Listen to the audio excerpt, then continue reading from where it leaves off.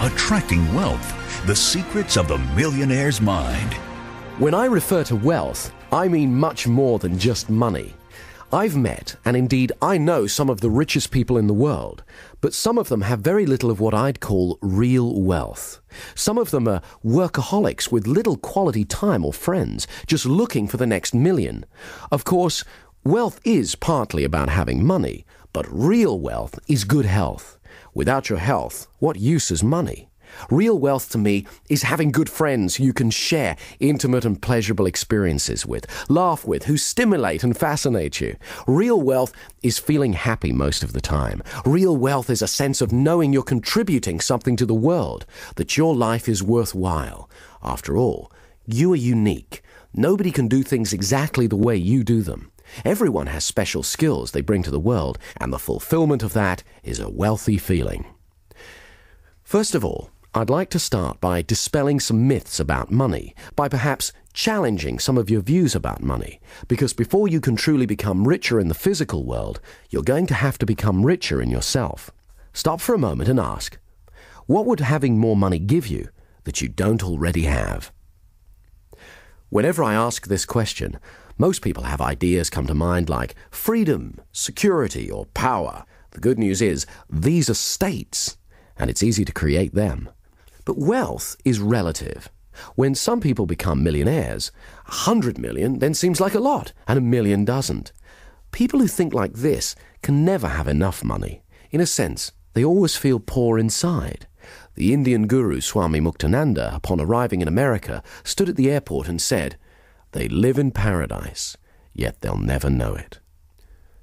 For the next few minutes, I'm going to talk specifically about money, and firstly, why some people are good at creating money and others are not. Many researchers have found the distinction is predominantly in the way that we think. I don't mean intelligence, but thought patterns. Some people have what I call a poverty consciousness. Deep down at an unconscious level, they just don't believe they're worthy of wealth. Or they fill their heads with thoughts about why they're poor, or why life isn't fair, why others have so much more than them. If you've got thought patterns like that, we're going to change them, because this part of the positivity system will help you reprogram yourself so you automatically begin to think more like a millionaire.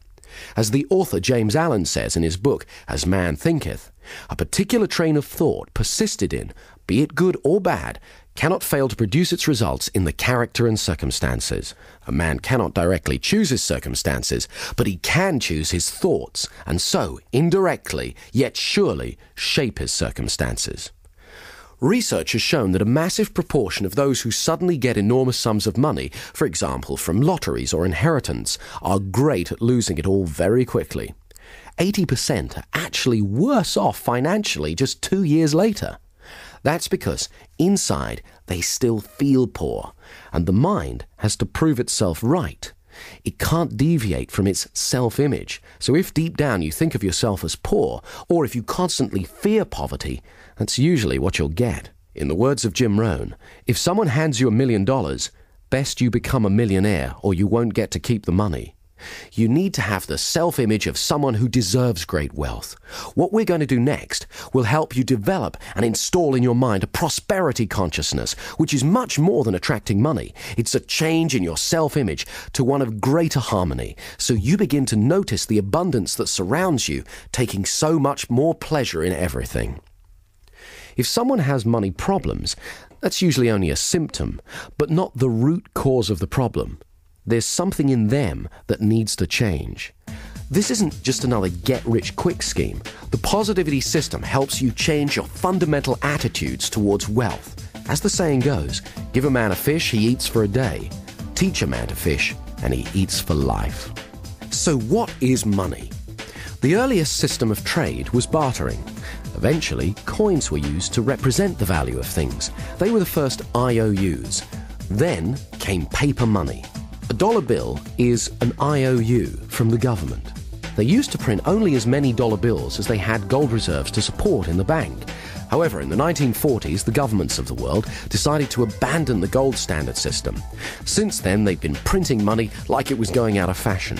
So now there's only a fraction of gold in reserve compared to the amount of paper money in circulation. Even paper money is being replaced by plastic credit cards and numbers in computers. So money is essentially a symbol. Quite simply, money is a form of confidence. Say, for example, you and I are sitting here and we have $1 bill between us, and we pass it back and forth. If we do it really quickly, in a week we could spend $1 million. Money is the oil in the machine of the economy of a nation. It allows the flow of goods and services. Another way of looking at money is as packaged experience. Your efforts and work is translated into money, then it's translated back into a vacation or an automobile or whatever. However, some people view money as a commodity, wishing to acquire money for money's sake. These people often fear not having enough money, so they hoard as much as they can. This slows down the economy of a country, just as it's harder for an engine to work without enough oil. Also, these days, there are plenty of people who use money to project power, success, and happiness. However, money itself is not a source of happiness. Happiness is a neurochemical event. It's a state that you generate within you. History is littered with people who found that money alone wasn't enough. Elvis Presley, Howard Hughes, Marilyn Monroe, Christine Onassis, and the Gettys are all prime examples. The musician Ry Cooder said, "All the money in the world is spent on feeling good." But you already know that good feelings are just states of mind and body. So part of the equation of becoming wealthier is simply to cut out the middleman and just have the good feelings that the money would have given you. Some people say, well, I can't feel self-respect or achievement until I have a certain amount of money in the bank. Of course, it's great to have targets and goals, but why don't you make one of them feeling good now? Let's talk about negative thoughts about money. Most people have been programmed with some negative financial limitations. They've been taught things like the Bible says money is the root of all evil. What the Bible actually says is the love of money is the root of all evil. That is the acquiring of money for its own sake. Or they've been told that there's only a finite amount of wealth and that the more you have, the less there is for others. Again, this is more garbage. It's actually common in our culture to hear terms such as filthy rich or fat cat, which are indicative of an unconscious mistrust of money. Our unconscious beliefs about money affect how much we're able to create. If, say, you believe money is bad in some way, you'll unconsciously sabotage your attempts to create more money in your life. For example, some artists believe that they cannot have commercial success because that compromises their artistic integrity. Other people believe that you can't be a good person unless you're always helping others, even if it's to your own detriment. But as Abraham Lincoln said, you can't help the poor by being one of them. Some people stay poor because it's safe, it's what they know, but it's not what they're truly capable of. Quite simply, the outside world is a manifestation of our inner world. As you use the positivity system, you're going to let go of any old limited ideas you've had about money and program your mind to become more prosperous. Limited ideas about money are historically derived. During the Middle Ages, the feudal system gave wealth to a privileged few, whilst the masses were tricked into believing that poverty was their salvation.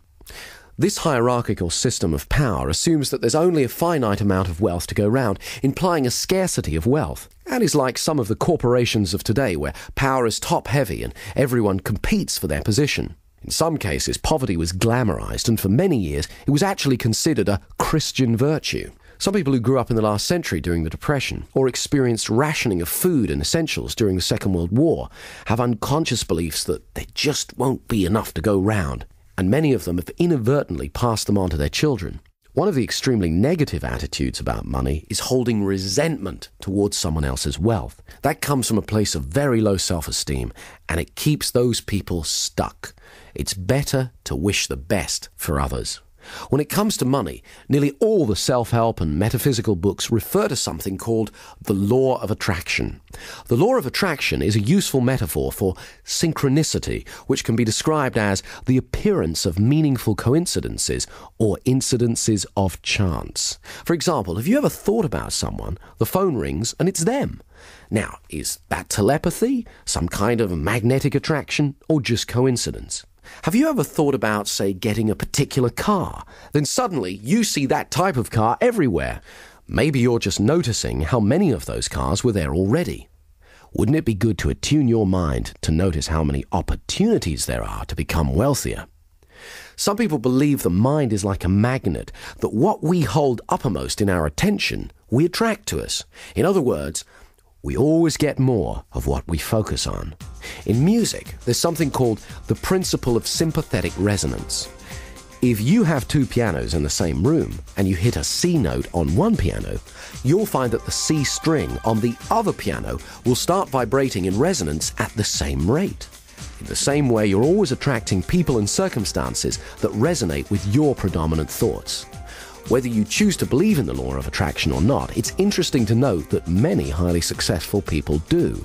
Those who focus on the positive in life and attract it to them are called lucky. I personally believe we create our own luck.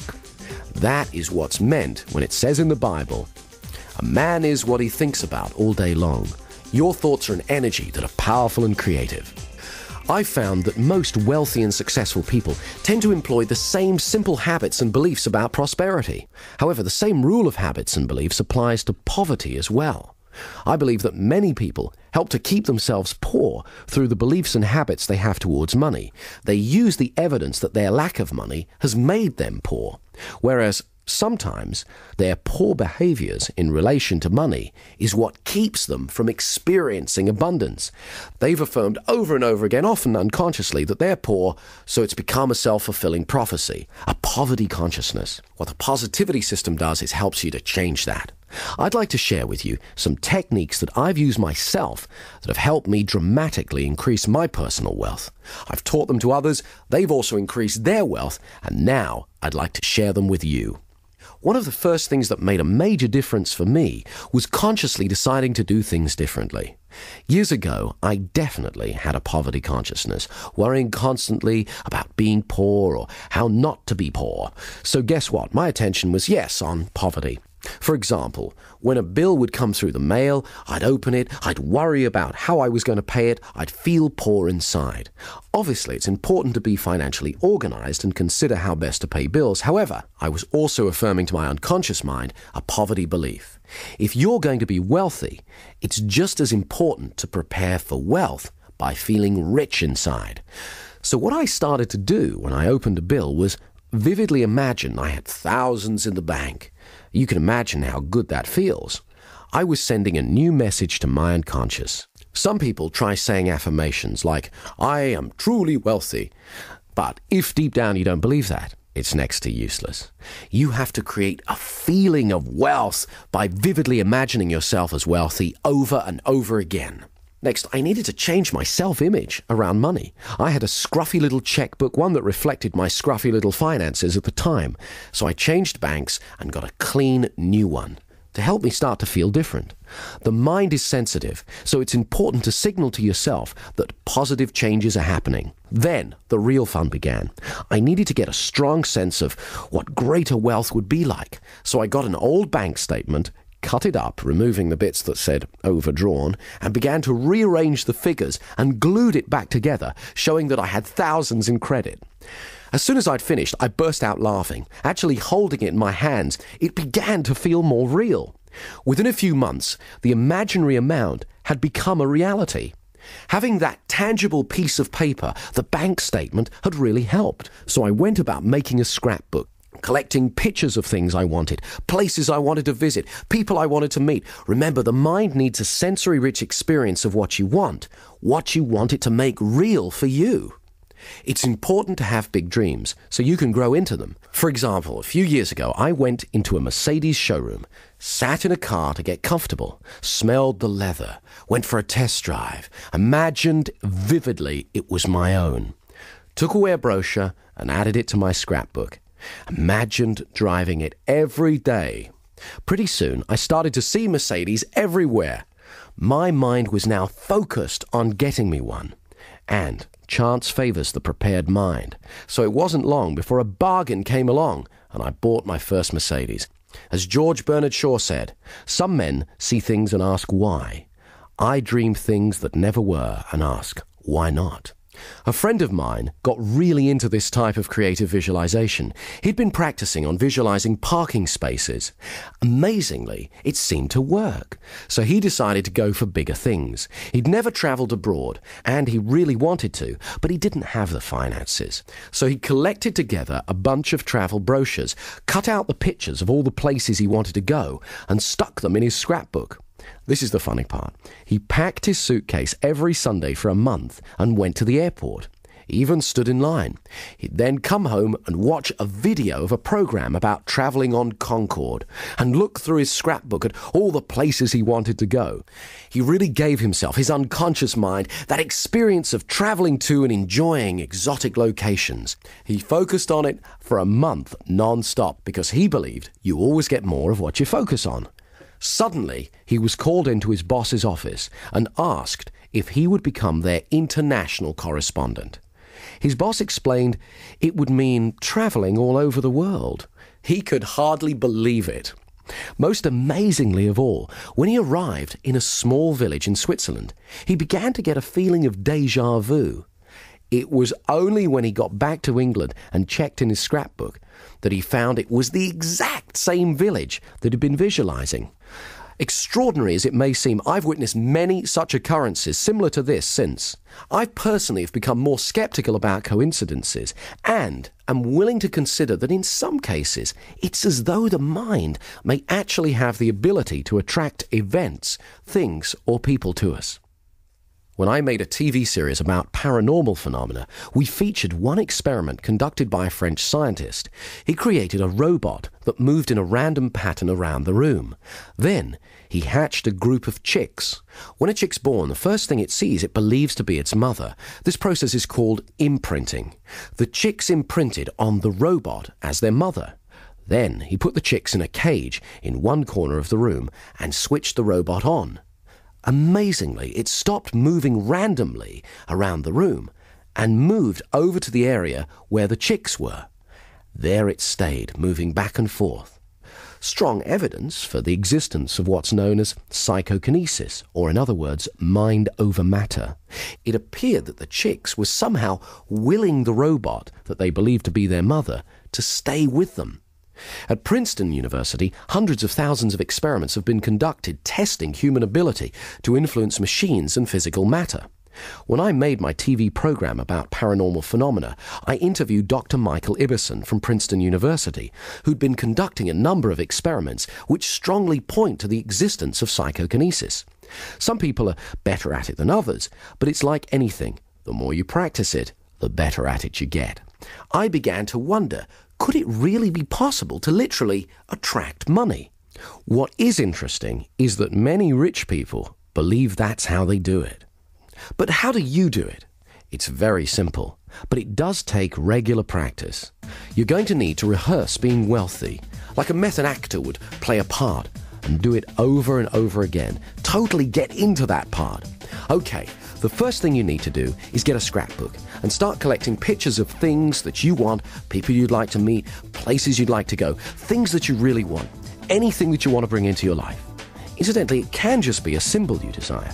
Then, go about creating sensory-rich experiences of your goals. If it's a particular car, go about getting a test ride. Then it'll be easier to vividly imagine driving one over and over again. If it's a beautiful house, imagine walking around it until you know every inch of it. The feeling of the carpet, the smell, the texture of the furniture, and so on.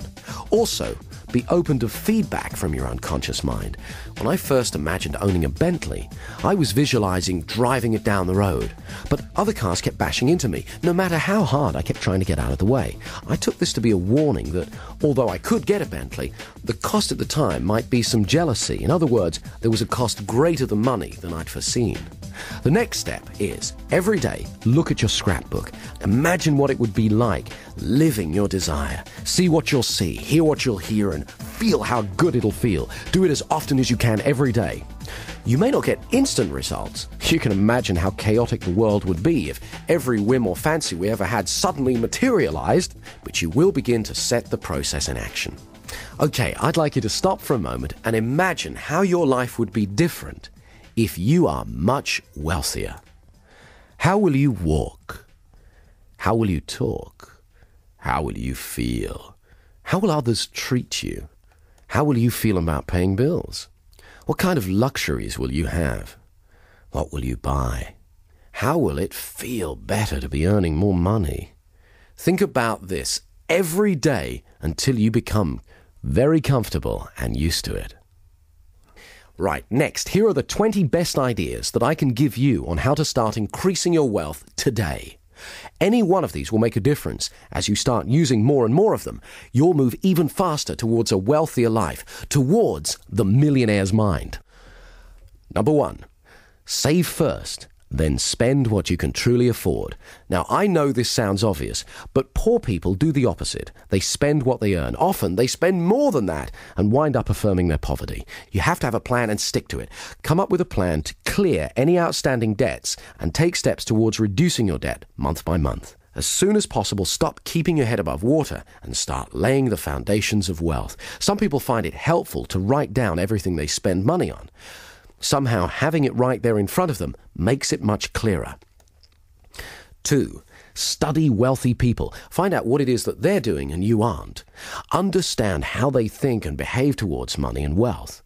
Do the technique we did where you choose a role model. Ask yourself, what did they do that I don't do yet? Read books and listen to audio programs on wealth. There's plenty of superb sources of wisdom on the bookshelves. 3, ask for help. I find that as long as you're polite and respectful, most people are willing to help. There are other reasons why asking is a good practice. It makes other people aware of who you are and lets them know you take yourself seriously. It's a sign of self-worth. It also gives others the pleasure of helping you. Not everyone will offer to help because they don't want to impose. So ask and give them the opportunity and the pleasure of helping. It's good for their self-worth as well. As Charles Givens, the author of Wealth Without Risk, says, if you want to learn about money, learn from somebody who has a lot of it. Many of the most successful people I know have said that they wish more people would have the courage to ask them for advice.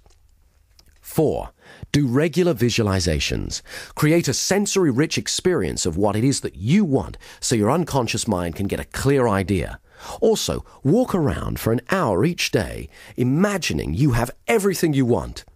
Walk into a restaurant as though you are a multimillionaire or a famous rock star or whatever it is that turns you on. Do it like a method actor would, totally get into the part, because it conditions your mind to get used to success, and it's a lot of fun. 5, make a joy list. Think of everything you love doing. Then, regularly treat yourself. Let yourself know that you really care about yourself. How do you expect other people to treat you if you don't occasionally treat yourself? 6, continually stretch yourself. Dare to dream and think big. Push the limits. I don't mean take unnecessary risks, but most achievement involves some leaps of faith. You can either choose a life of getting by and surviving, or you can push the boundaries. That's how human beings grow, by stretching. As the saying goes, if you keep doing what you've always done, you'll just get more of what you've already got. Highly successful people are continually stretching themselves. Stretching means moving out of the comfort zone. It's easy to become complacent and get stuck.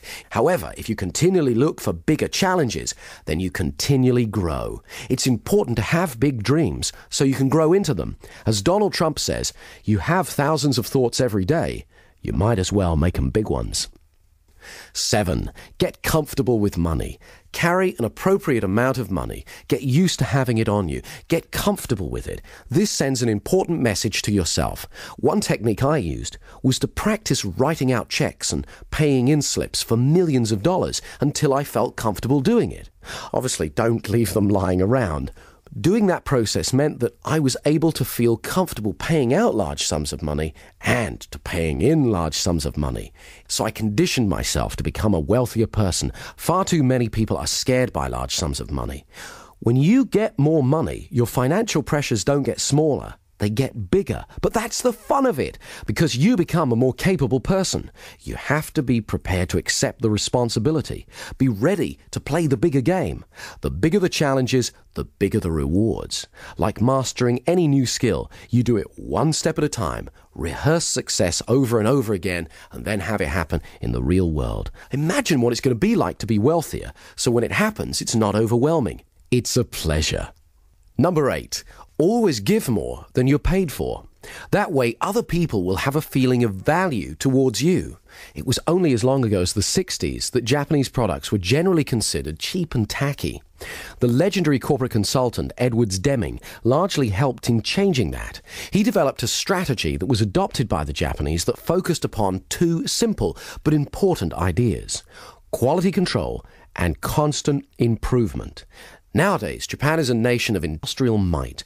By changing their beliefs about what was important, they became wealthy and powerful. It's easy. Just ask yourself, how can I do it better next time? Constantly look for ways to improve. Number 9, an attitude of gratitude. I know it sounds like a cliche, but it really works. An attitude of gratitude is the exact opposite of a poverty consciousness. When you start to regularly think of all the good things you have, of how fortunate you are, that sends a strong message of abundance to your unconscious mind and creates a flow of prosperity. One of the single most important things you can do is make a practice every night before you go to sleep of thinking through all the good things in your life, your health, your friends, your opportunities, where you live in the world, and so on, and say thank you to God, to life, the universe, whatever it is that you feel most comfortable doing. A friend of mine has a great saying along these lines: today's gratitude buys you tomorrow's happiness. Of course, this also applies to people. Others love genuine gratitude, and it encourages them to help you again and again in the future. Number 10, stop seeing poverty as a problem and treat it as a challenge. Most wealthy people have to overcome it at some time in their lives. You don't have to make millions overnight. Just start making a bit more and more each day. Number 11, watch out for those old patterns of affirming poverty. For example, don't steal paper clips from the office. Anyone who's truly wealthy wouldn't need to. Feel good about paying bills. They're from people who believe that you can pay. They're more symbols or affirmations of wealth. Number 12, stop wasting time on unimportant things. Figure out what's most important to you and prioritize your life accordingly. I used to get caught with this one. Let's say your time's worth $100 an hour. Spending 2 hours calling round trying to get a lower price on something of $50 is bad money and time management. Number 13, write down good ideas as soon as they come to you. Very few people actually bother to do this. Keep a pen and paper handy or a pocket tape recorder. That way you won't be discarding your genius. Sometimes one idea could make you $1 million. For example, if you ever had an idea for a product or service, a few months later, you see it being marketed by someone else. What's the difference between you and them? They took action. They made a note of their idea, and then they went out and did something about it. 14. Regularly practice the positivity techniques. For most people, opportunities to become wealthier present themselves every day without being leapt upon or even noticed. By practicing the techniques again and again, you're conditioning yourself to focus on wealth. Financial success is simply a matter of holding certain beliefs and religiously practicing certain actions consistently. Very few multimillionaires get to be rich by accident. They do it by certain ways of thinking and behaving in the world. Now it's your turn. 15. Make sure you pay yourself. Now, this may sound obvious, but you'd be surprised how many people pay everyone else and don't get around to paying themselves. They fear there won't be enough to go round, and by leaving themselves to last, there isn't. In fact, you could even go one step further and pay yourself first. Every month, write yourself a check. That way you'll unconsciously adjust your spending and make different choices so that there's some money left for you. 16. Know your weaknesses. Everybody knows what they're good at, but not everyone's good at admitting their limitations. A friend of mine's father suffered from this. He was a highly creative man, but not a skilled businessman. He made a lot of money from his creative work and lost nearly all of it through bad business deals. He loved the business he was in, but overstretched himself, thinking he could do everything. As my friend said on the matter a few years later, just because you like food doesn't mean you should be running a restaurant. There's some things I'm not good at, so I can either spend time and effort mastering them or hire someone else to do them. Number 17. Get in touch with your passion every day. I remember years ago when I first got interested in hypnosis, one of the old stage performers I was learning from was a salesman. He couldn't go for long without selling something to someone. We'd be out and he'd strike up a conversation with a person on another table. He'd find out their needs and offer to sell them what it was that they wanted. Often, he didn't even have it. He'd then have to go and acquire it himself. He loved the thrill of persuading someone else. One day, he knocked on my door and asked me to drive him home. I inquired where his Rolls-Royce was. He explained that earlier he'd been in the bank, he got carried away and sold it to someone. When I asked him what he thought his secret was, he said, excitement and passion are contagious. When you get truly passionate about what you want to do, others will find themselves drawn to you. If you want to know more about this kind of thinking, I recommend you read Do What You Love, The Money Will Follow by Marsha Sunita. 18. Take the fear out of making money. This is a concept running throughout Dr. Richard Carlson's book, Don't Worry, Make Money. He's got some very empowering ideas. For example, stock away a large pile of money, if you can, a year of living expenses. It may involve some self-discipline, but it'll give you a massive psychological safety net. He tells a story of two men who were both offered the same job with a startup computer company in the 70s. The offer was for very low pay, but with a large piece of stock. The man who was living paycheck to paycheck thought it was too risky and passed. The one who'd put away some savings took the offer, and needless to say, within a few years he'd amassed a huge fortune. The moral of the story is that in most cases, creating abundance usually involves some risk. As the saying goes, risk is the currency of the gods. Richard Carlson also uses another example of how taking the fear out of money helps when he says, be prepared to walk away from a negotiation. You can usually go back. When you're not attached to an outcome, you're more powerful. Other people unconsciously pick this up from you. He uses an example where, say you find a house you love, the asking price is $100,000. You know it's not worth any more than $90,000. If you're willing to walk away and not to worry about it, more often than not, the seller will come back to you, because most other people are worriers. He won't want to turn down a certain thing, your offer, for an uncertain thing. He'll probably make you a counter-offer, but when he senses you're not a worrier and happy to walk away, it'll be far lower than if he sensed you had fear. Number 19. Charge what you're truly worth. There's an old story about the king's steamship. When it broke down, every engineer in the land was summoned to try and fix it, but all of them failed. Then, one little old man said that he could do it, but he wanted $300. The king agreed, and the little man took out a tiny screwdriver, turned one screw, and the steam engine began working perfectly. $300, please, said the little old man. The king, looking rather dismayed, exclaimed, $300 for turning one screw? No, replied the little man. $1 for turning the screw, $299 for knowing which screw to turn. Some people are frightened to charge what they're really worth because they fear they won't be in demand. But this strategy can keep you falsely overworked rather than giving you more money for doing less and having more time to concentrate on other ways to create abundance. Remember to reevaluate from time to time your real worth. And finally, number 20, keep going. Every successful person at some stage has to go through the frustration barrier. Colonel Sanders, who started Kentucky Fried Chicken, is a famous example. When he reached retirement age, he looked at his Social Security check and thought, I need to make some more money. So he sat down and thought through what his resources were, and he remembered that everyone loved his chicken recipe. So he went to a local restaurant and explained that he had a great recipe. He didn't want to sell it to them. All he wanted was a royalty each time they used it. Of course, they weren't interested. So he went to another one, and another one, and another one, and another one. 1,009 rejections later, he got his first acceptance. I've seen far too many people fail just because they didn't hang in there. Very few people get successful without effort and persistence. Finally, I want you to remember that true wealth is not measured by money alone. Start today. Take stock of your true wealth. Create a plan and start moving towards it. Make the changes that you need to make. After you've begun to enjoy more of the success that you desire, you'll look back and be thankful that you did. Positivity. Positive software for your mind.